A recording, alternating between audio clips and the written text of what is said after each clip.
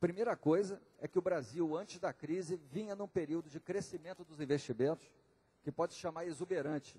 Em que sentido? O ritmo de crescimento do investimento do Brasil era mais do que o dobro do crescimento da economia. Para quem é da engenharia, é mais fácil compreender isso do que para um economista. São os investimentos que dão a base da criação de riqueza no futuro, da criação de produto no futuro. Então, a economia poderá crescer mais no futuro se os investimentos aumentarem agora. Isso estava acontecendo até o começo da crise. Com a crise, o gasto de investimentos retrai muito rapidamente. O que foi surpreendente é que o gasto do investimento voltou com toda a força, retomando a trajetória anterior. Essas barras mostram como é que evoluiu o sentimento empresarial a respeito do investimento. O que elas mostram? Elas mostram o resultado da consulta do BNDES a vários empresários. O BNDES tem relação com toda a indústria nacional, com todas as grandes empresas da indústria nacional.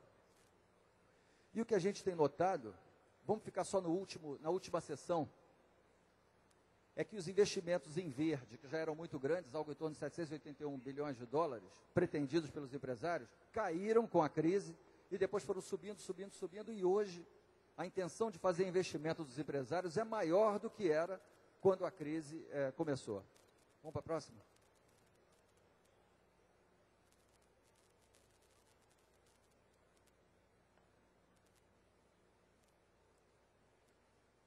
A gente dividiu o investimento pelo tipo de investimento. Né? Então, o investimento em infraestrutura no Brasil, que nos anos 80 e 90 passou praticamente congelado,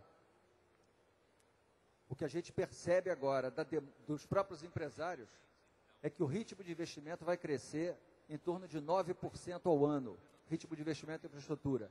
É pouco para o que a gente precisa, mas é muito para quem conhece esse setor e sabe que o crescimento do investimento em infraestrutura não vai nesse ritmo em lugar nenhum. Então, a gente está recuperando o tempo perdido com muita velocidade, e como o Pagô vai sugerir daqui a pouco, a gente vai recuperar o tempo perdido com muita velocidade, há 20 anos sem crescer, e vamos entrar numa nova época de mega investimentos em infraestrutura. O mesmo está se dando com o setor industrial, a despeito de toda a concorrência com a China. E na construção civil, os investimentos correm num ritmo bastante acelerado também. Próxima. Agora um quadro um pouco mais detalhado. Próxima, por favor.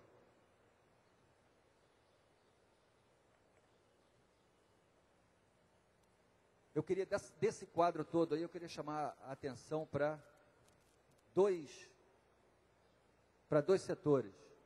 Saneamento e para ferrovias. Nessa semana agora saiu o resultado do Atlas de Saneamento do IBGE e mostrou como estavam as condições de saneamento do Brasil até 2008. E a gente não pode se enganar, a situação do saneamento do Brasil ainda é muito precária. Mas o que a gente pode observar dos dados é que, depois de muitos anos sem haver investimento em saneamento, o setor, tanto público quanto privado, no saneamento, começam a investir somas bastante grandes e num ritmo bem acelerado. Aliás, eu não sei se essa é uma informação corrente, hoje a maior dificuldade para a falta de investimento em saneamento no Brasil, assim como em outros setores, não é dinheiro. A dificuldade hoje é engenheiro. Falta engenheiro capaz de fazer os projetos, acompanhar a execução desses projetos. O mercado está muito apertado pela primeira vez, como não se vê em muitos anos. Próxima. O investimento continua crescendo e rapidamente a gente vai chegar num nível que vai dar sustentabilidade a um crescimento acelerado, em torno de 6%. Próxima. Próxima, por favor. Esse último quadro, como sempre, quadro para desafio, ele tem um pouco de especulação. E, por favor, não gostaria de pretender ser exaustivo. Eu queria chamar a atenção para alguns aspectos, alguns desafios que a gente vai ter que enfrentar nos próximos anos, se a ideia é fazer o Brasil crescer com distribuição de renda, com maior justiça social, mais competitividade, mais produtividade. Vamos lá? Um deles que tem preocupado o BNDES é o financiamento do investimento.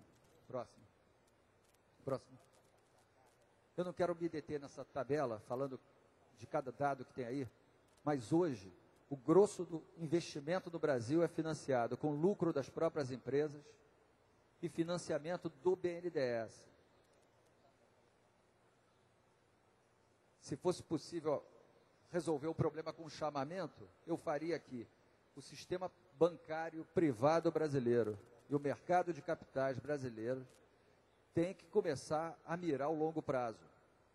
Caso contrário, para sustentar o ritmo de crescimento mais acelerado, a gente vai ter que continuar recorrendo ao setor público. Nessa semana também, diversos economistas de bancos criticaram a ação dos bancos públicos no financiamento do investimento. A realidade é que o sistema de financiamento privado no Brasil precisa se voltar mais para o financiamento do investimento, para o financiamento dos projetos de longo prazo. Algumas medidas legais vão ser tomadas até o final do ano, mas é preciso fazer uma mudança quase da mentalidade empresarial de banqueiros brasileiros. Outra. Aqui é a mesma tabela descrita de outra forma. Outra, por favor. Vamos lá, repetição, vamos. Outra, por favor.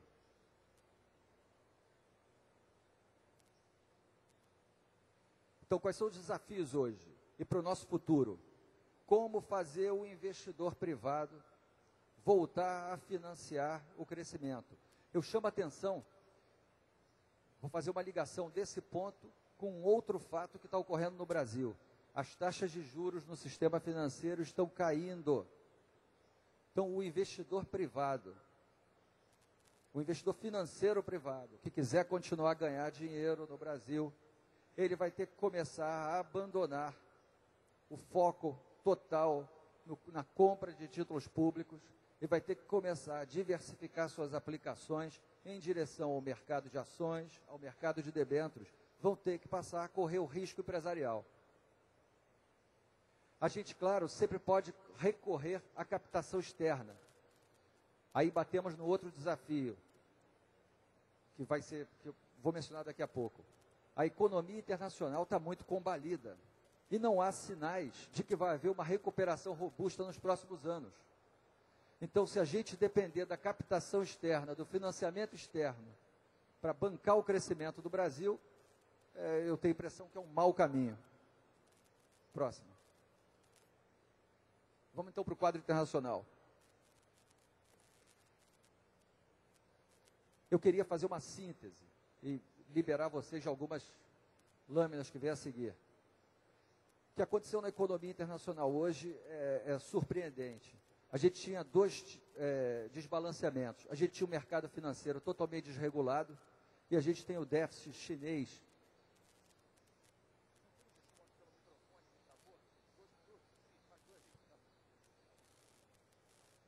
E a gente tem o superávit da economia chinesa frente ao resto da economia mundial.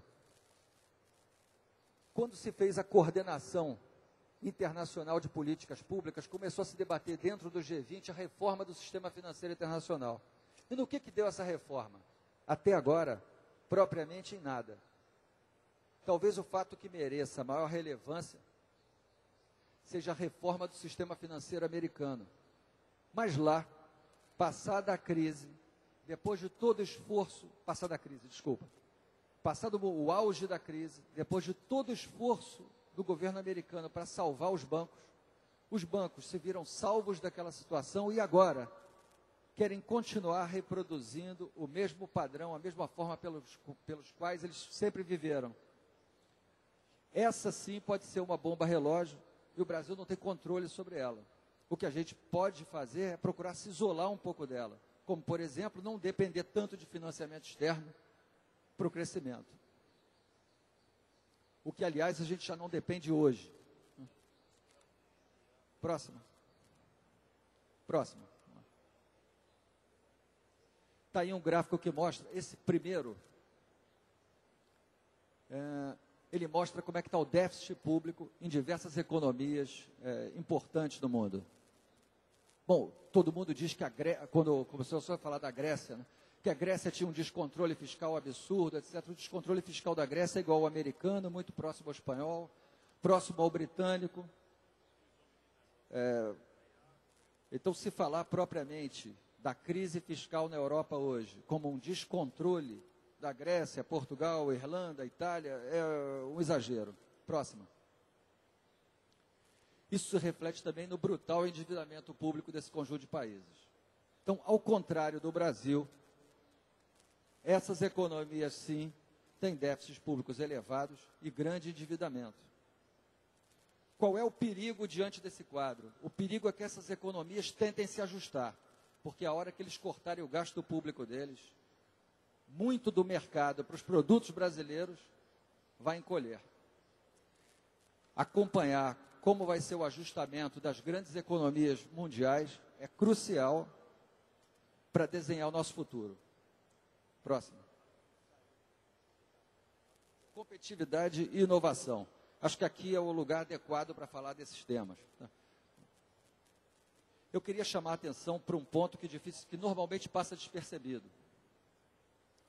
Algumas políticas iniciadas no governo Lula, como, por exemplo, o Plano de Aceleração do Crescimento, o Minha Casa Minha Vida, a Política do Desenvolvimento Produtivo e o Pré-Sal, eles não só vão resolver os problemas para os quais eles estavam voltados, mas eles também vão abrir novas oportunidades de negócio. E, efetivamente, o que aconteceu é que estão se instalando no Brasil novas cadeias produtivas, algumas que entraram em declínio, como, por exemplo, a construção naval,